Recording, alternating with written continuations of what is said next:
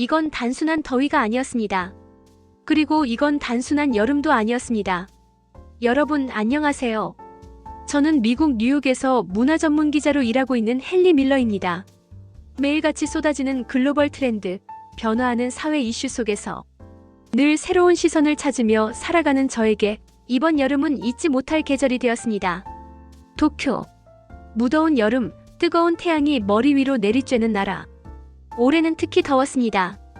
기온은 섭씨 38도, 체감온도는 40도를 넘나들었고 습기 가득한 공기는 숨쉬는 것조차 불편하게 만들었죠. 뉴욕 같았으면요. 모두가 실내로 도망쳤을 겁니다.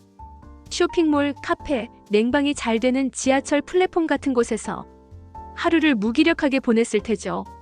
그런데 놀랍게도 도쿄의 거리에는 그 더위 속에서도 활기찬 사람들로 가득했습니다. 유카타를 곱게 차려입은 가족들, 손에는 전통 부채를 들고 땀을 닦는 청년들, 할머니는 작은 아이의 손을 잡고 금붕어 잡기 부스 앞에 웃고 있었고 노점상에서는 시원한 빙수와 야끼소바 냄새가 퍼지고 있었습니다. 이게 뭐지? 정말 이상했습니다. 이 정도 더위면 모두 집에 있어야 정상이잖아요. 그런데 사람들은 거리로 나와 축제를 즐기고 있었고 눈빛은 활기차고 표정은 지치지 않았습니다. 그 순간 저는 이 여름이 평범하지 않다는 걸 깨달았습니다. 며칠 전 저는 일본인 친구 하루카에게 메일을 보냈었습니다. 일본은 지금 어때? 뉴스 보니까 도쿄도 40도 가까이 되던데. 그러자 그녀는 단 한 줄로 답장을 보냈죠. 우리 여름 직접 와서 보면 아마 놀랄걸. 그리고 이어진 말. 여름을 이기는 방법도 있지만 일본은 여름을 기억에 남게 보내는 법을 알아. 그 말이 자꾸만 머릿속을 맴돌았습니다. 기자라는 직업상 저는 항상 새로운 이야기를 찾습니다. 그래서 저는 결심했습니다. 이 여름 일본에서 보내보자. 편집국에 기획서를 냈고 의외로 편집장은 흔쾌히 승인했습니다. 요즘 사람들 힐링되는 콘텐츠에 반응 좋아. 그 무더위에 사람들은 뭘 하는지 문화적인 시선으로 담아오면 좋겠어. 그렇게 저는 티켓을 예매하고 7월 초 도쿄행 비행기에 올랐습니다. 도쿄 하네다 공항에 도착한 순간 저는 첫 번째 문화 충격을 받았습니다. 여긴 왜 이렇게 시원하지? 뉴욕의 JFK 공항과는 달랐습니다. 쾌적하고 정돈된 공기. 그리고 곳곳에서 들려오는 친절한 안내방송, 시민들은 조용하고 침착하게 움직였고 에어컨 바람은 곳곳에서 골고루 퍼지고 있었습니다. 하루카는 저를 마중 나와 있었고 그녀는 웃으며 말했습니다. 헨리 아직 시작도 안 했어. 오늘 저녁에 작은 맛츠리 축제 있어. 거기서부터 일본 여름 알려줄게. 솔직히 말하면 저는 반신반의했습니다. 이 더위에 야외에서 무슨 축제냐고요. 그런데 하루카의 말투는 분명했습니다. 마치 진짜 여름은 지금부터야라고 말하는 듯 했죠. 호텔에 도착해 잠시 짐을 풀고 저녁이 되어 밖으로 나갔습니다. 도시의 해가 천천히 저물고 노을이 붉게 번지며 어둠이 천천히 도쿄를 감쌌습니다. 그리고 그때부터였어요. 진짜 여름이 시작된 건 거리는 다시 사람들로 북적이기 시작했습니다. 모두 유카타를 곱게 입고 거리에는 야끼토리, 오코노미야끼 냄새가 퍼졌고 작은 불빛이 반짝이는 종이 등불이 하늘을 수놓았습니다. 아이들은 금붕어 잡기를 하고 있었고 청년들은 웃으며 맥주캔을 나누고 있었습니다. 바람은 아직 따뜻했지만 분위기는 시원하고 따뜻한 기억을 남기기에 충분했습니다. 그날 밤 저는 생각했습니다. 왜 이 사람들은 이 더위를 피해 숨는 대신 이렇게 함께 모여 축제를 열까? 그리고 스스로에게 대답했죠. 이건 단순한 더위 버티기가 아니라 여름을 기억으로 만드는 방법이구나. 어쩌면 그것이 일본이 지닌 가장 특별한 여름나기 방식이 아닐까요? 더위를 이기기보다는 함께 살아가는 법. 고통을 회피하기보다는 추억으로 바꾸는 지혜. 그날 이후로 저는 매일매일 일본의 여름을 체험하고 기록하게 되었습니다. 그리고 그 이야기를 지금부터 여러분과 나누고자 합니다. 지금부터 들려드릴 이야기는 한 여름을 온전히 살아낸 감동의 기록입니다. 도쿄에서의 첫 아침. 창문 밖으로는 이미 햇살이 눈부시게 쏟아지고 있었습니다. 시계는 오전 8시를 조금 넘었을 뿐인데 벌써 온몸에 더위가 밀려오는 느낌. 호텔 복도를 지나 로비에 도착하니 정갈한 공기와 함께 하루카가 기다리고 있었습니다. 오늘은 진짜 일본식 여름나기를 보여줄게. 그녀의 눈빛은 이미 계획으로 가득 차 있었고 나는 마치 초등학생처럼 따라 나섰습니다. 우리가 처음 도착한 곳은 도쿄 시내의 오래된 작은 상점가였습니다. 곳곳에는 종이등이 줄지어 달려있고 노점상들이 삼삼오오 준비를 하고 있었죠. 오늘은 낮에 작게 열리는 지역 마츠리가 있어. 규모는 작지만 정겨워. 하루카의 말처럼 축제 준비는 조용하면서도 분주했습니다. 사람들은 분명 더운 날씨 속에서도 표정 하나 찡그리지 않았습니다. 가게 주인은 얼음이 가득 담긴 냉음료를 지나가는 사람들에게 나눠주고 있었고 아이들은 풍선 검을 들고 뛰어다니며 이따가 불꽃놀이다 라고 소리쳤죠. 미국에서였다면 누군가는 에어컨 있는 곳으로 들어가자라고 외쳤을 상황. 하지만 여기 사람들은 오히려 밖으로 나왔습니다. 함께 더위를 즐기는 모습이랄까요? 오전 11시가 지나고 하루카는 나를 소면 식당으로 데려갔습니다. 얇고 하얀 면발을 얼음물에 담가 차게 먹는 일본 전통 음식. 테이블 위엔 고소한 간장 국물과 와사비, 실파가 준비되어 있었죠. 이건 일본 여름의 맛이야. 면을 한 젓가락 집어 먹는 순간 차가운 감촉이 목을 타고 들어가며 온몸이 서서히 식는 느낌이 들었습니다. 우린 더울 때 차갑게도 먹고 어떤 때는 일부러 덥게 먹기도 해. 그걸 냉온 조화라고 불러. 나는 순간 한국에서 이열치열이 떠올랐습니다. 문화는 다르지만 더위를 이겨내는 방식엔 공통의 지혜가 숨어 있는 것 같았습니다. 식사를 마치고 오후가 되자 우리는 시외로 나갔습니다. 하루카가 꼭 보여주고 싶은 곳이 있다며 데려간 곳은 도쿄에서 전철로 1시간 반 떨어진 작은 시골 마을. 여긴 내 할머니가 사시는 동네야. 진짜 일본의 여름을 보고 싶다면 도시보다 시골이 정답이야. 마을은 조용했습니다. 하지만 조용한 만큼 풍경이 말을 걸어오는 듯한 느낌이었어요. 작은 하천 위로 걸리는 돌다리, 그 위에서 낚시를 하는 아이들, 그리고 대나무로 만든 부채를 흔들며 마당에 앉아 수박을 나누는 어르신들. 헨리, 여기선 시간을 천천히 써. 하루카의 말이 가슴에 박혔습니다. 시간을 천천히 쓴다. 뉴욕에서 항상 조급하게 살아온 나에게 그 문장은 하나의 충격이었습니다. 할머니 댁에 도착하자 정말 영화 속에서나 보던 풍경이 펼쳐졌습니다. 종이문이 달린 전통 일본 가옥, 복도 끝에는 손수 만든 모기장이 걸려 있었고 한켠에 놓인 작은 선풍기는 천천히 돌아가며 바람을 불어넣고 있었습니다. 점심은 우리가 준비했어. 헨리, 배고프지? 할머니는 웃으며 말씀하셨고 작은 상에 정갈하게 놓인 음식들이 눈에 들어왔습니다. 고등어 구이, 쌀밥, 그리고 시원한 미소 된장국. 여름의 더위 속에서도 단정한 삶의 자세가 느껴졌습니다. 식사를 마치고 하루카는 나를 근처의 계곡 하와우로 데려갔습니다. 그곳에는 아이들과 어른들이 신발을 벗고 발을 담그고 있었죠. 여긴 마을 사람들이 더울 때마다 오는 곳이야. 자연이 만들어준 천연 에어컨이지. 발을 담그는 순간 온몸이 전기처럼 시원해졌습니다. 햇빛은 여전히 강렬했지만 물속에 있는 그 순간만큼은 세상 무엇도 필요하지 않았습니다. 옆에서는 한 남자가 말했습니다. 여름을 참는 게 아니라 즐기는 거죠. 나는 그 말이 참 좋았습니다. 저녁이 가까워지자 우리는 다시 도쿄로 돌아왔습니다. 하루카는 마지막으로 한 곳을 더 보여주고 싶다며 스미다가와 불꽃놀이 축제가 열리는 강변으로 나를 데려갔죠. 이미 수천 명의 사람들이 자리를 잡고 있었습니다. 돗자리를 펴고 도시락을 나누고 서로 이야기를 나누는 모습. 아이들은 야광봉을 흔들며 뛰어다녔고 유카타를 입은 청춘들은 사진을 찍으며 웃고 있었습니다. 밤 8시 드디어 불꽃이 터졌습니다. 팡! 거대한 불꽃이 하늘 위에서 터지며 도쿄의 여름을 밝게 물들였습니다. 그 불빛은 단순한 폭죽이 아니었습니다. 마치 한 사람 한 사람의 마음속 이야기가 하늘로 솟아오른 듯한 느낌. 그 순간 나도 모르게 눈시울이 붉어졌습니다. 하루카, 고마워. 그 말밖에 할 수 없었습니다. 그날 밤 호텔로 돌아오는 길. 나는 하루카에게 조용히 말했습니다. 이제 알겠어. 왜 일본 사람들이 여름을 기다리는지. 하루카는 미소 지으며 대답했습니다. 더위는 자연이 주는 거야. 하지만 추억은 우리가 만드는 거니까. 그 말이 그 여름의 모든 것을 설명해 주었습니다. 도쿄에서 보낸 며칠이 지난 후 하루카는 내게 물었습니다. 헨리, 진짜 일본의 여름을 만나고 싶어. 나는 짧게 대답했죠. 난 이미 충분히 감동받았어. 그녀는 고개를 가로저었습니다. 아니, 아직이야. 지금부터가 진짜야.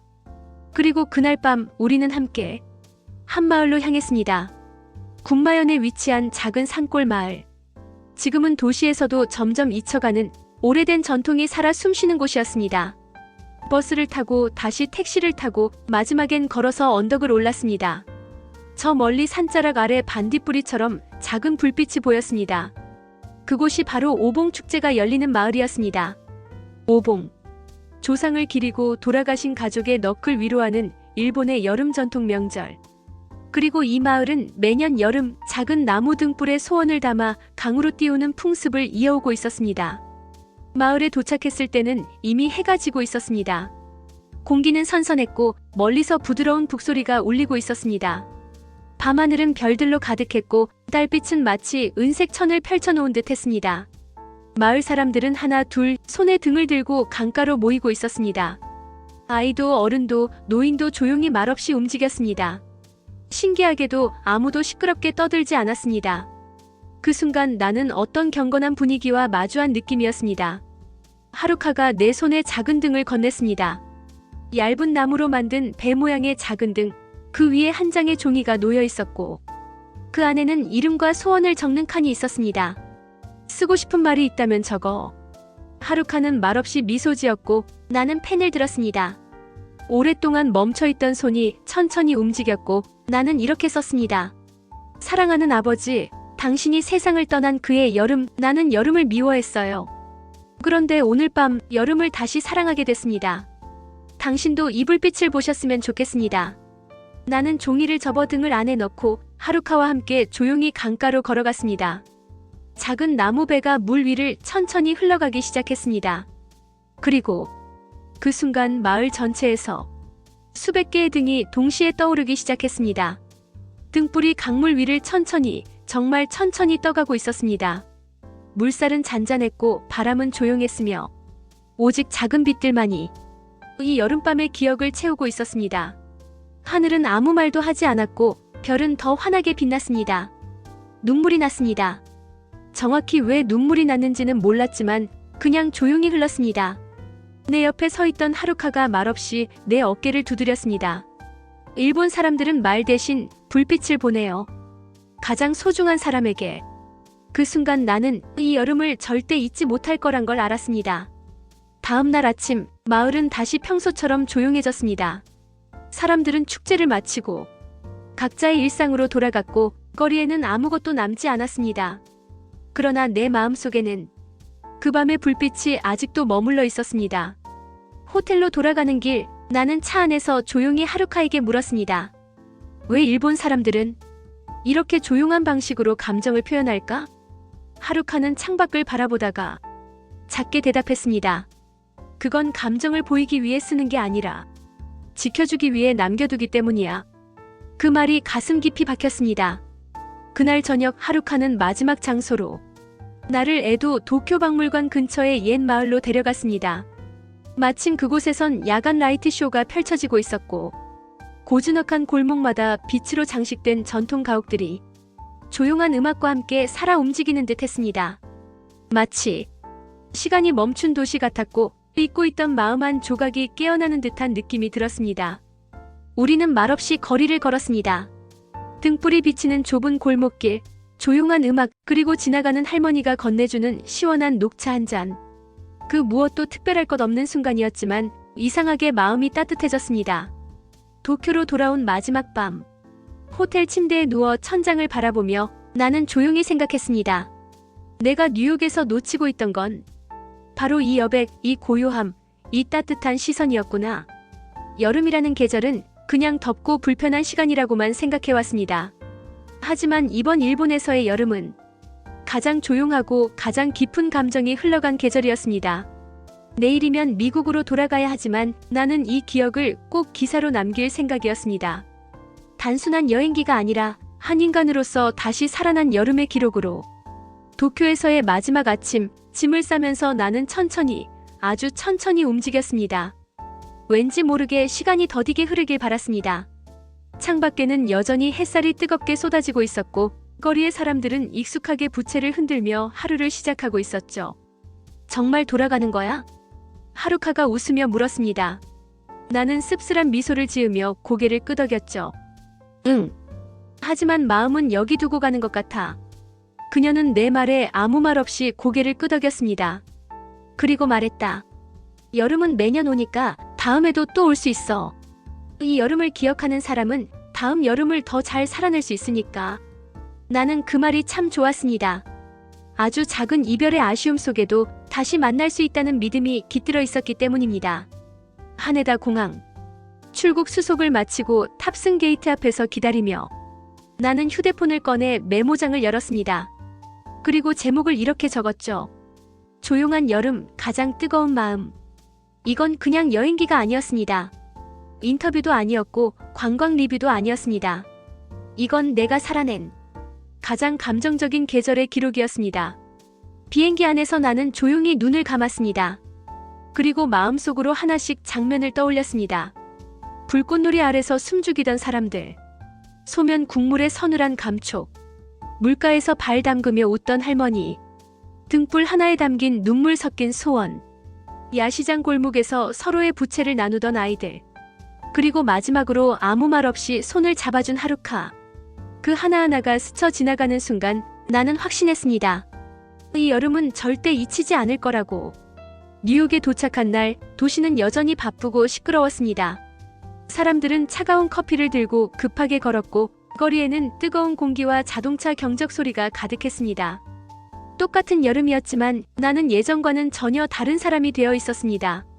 에어컨이 가득한 사무실에서도 나는 창밖을 바라보며 생각했습니다. 지금 일본에선 어떤 여름이 지나가고 있을까? 그리고 책상에 앉자마자 나는 이번 여정을 기사로 풀어내기 시작했습니다. 당신이 몰랐던 여름을 기억하는 법, 일본에서 보낸 한 계절의 기록. 며칠 후 기사가 발행되었습니다. 미국 독자들의 반응은 놀라웠습니다. 이렇게 조용하고 따뜻한 여름도 있을 수 있다니. 한국도 좋지만 일본의 여름은 마치 시 같아요. 이 기사 덕분에 더위가 싫지만 여름이 좋아졌어요. 내년 여름엔 꼭 일본에 가보고 싶습니다. 가장 기억에 남는 댓글 하나는 한 독자가 남긴 이 문장이었습니다. 지금까지 나는 여름을 버티는 계절로만 여겼어요. 그런데 당신의 이야기를 듣고 처음으로 여름이 살아갈 가치가 있는 계절이라는 걸 알았어요. 그 말을 읽는 순간 나는 스스로에게 조용히 말했습니다. 당신도 이 여름을 같이 살아냈군요. 나는 다시 일상으로 돌아왔지만 많은 것이 달라져 있었습니다.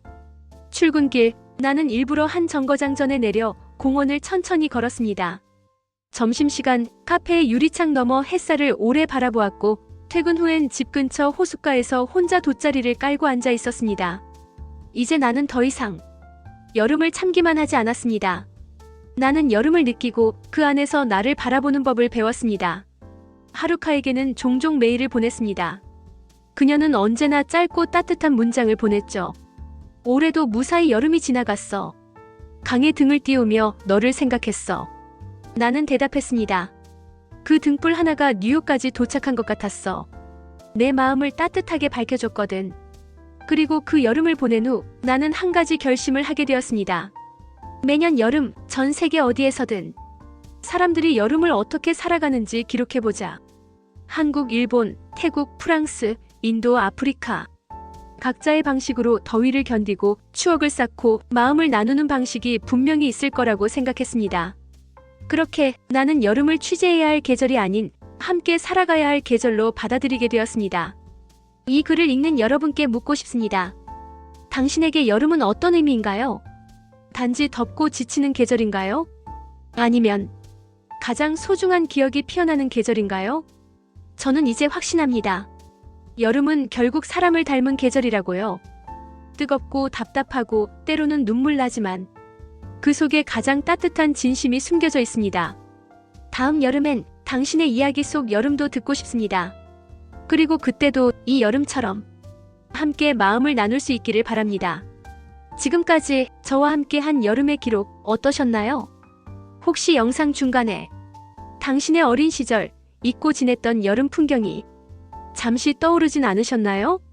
어디선가 할머니가 붙여주시던 부채의 바람, 뜨거운 골목길에서 친구들과 뛰놀다 수박 한 조각 나눠 먹던 그 기억, 혹은 혼자였지만 절대 외롭지 않았던 어느 여름 저녁의 노을. 그 모든 감정들, 이야기 속에 고스란히 담아봤습니다. 그리고 이 여정을 끝낸 지금 저는 이렇게 느낍니다. 감동은 멀리 있는 것이 아니라 다른 누군가의 일상이 우리 마음에 조용히 스며드는 순간, 이 채널은 그 순간을 위해 존재합니다. 누군가의 여름, 누군가의 인생, 누군가의 선택, 그리고 그 안에 숨은 아주 작고 따뜻한 감정들까지 소중히 꺼내어 이야기로 전하고 싶습니다. 당신이 이 영상을 끝까지 봐주셨다는 건 지금 이 순간 당신도 그 감정을 함께 나눠주셨다는 뜻이라고 믿어요. 혼자가 아니라는 것. 그 사실을 잊지 않게 해주는 건 이야기의 힘이니까요. 혹시 마음이 조금 따뜻해지셨다면, 혹시 눈물이 살짝 고이셨다면, 혹은 단 한 장면이라도 참 좋다고 느끼셨다면, 구독과 좋아요 그 한 번의 클릭이 저에겐 큰 응원이 됩니다. 그 클릭 하나는 이야기 계속해줘요. 다음 여정도 함께 할게요. 라는 작은 약속이기도 하니까요. 그리고 이 채널은 이 약속을 참 소중히 여깁니다. 매주 전 세계 곳곳의 사연을 통해 당신에게 또 다른 감동을 전하겠습니다. 다음은 누구의 이야기일까요? 일본의 여름을 기억하는 한 미국 기자처럼 당신에게도 꼭 기억될 다음 계절의 이야기를 준비하고 있을게요. 당신의 마음에 도착할 다음 편지 기다려주세요. 감동사연 채널은 늘 그 자리에 따뜻하게 기다리고 있겠습니다. 그러니 구독 잊지 마세요. 우리 다음 이야기에서 꼭 다시 만나요.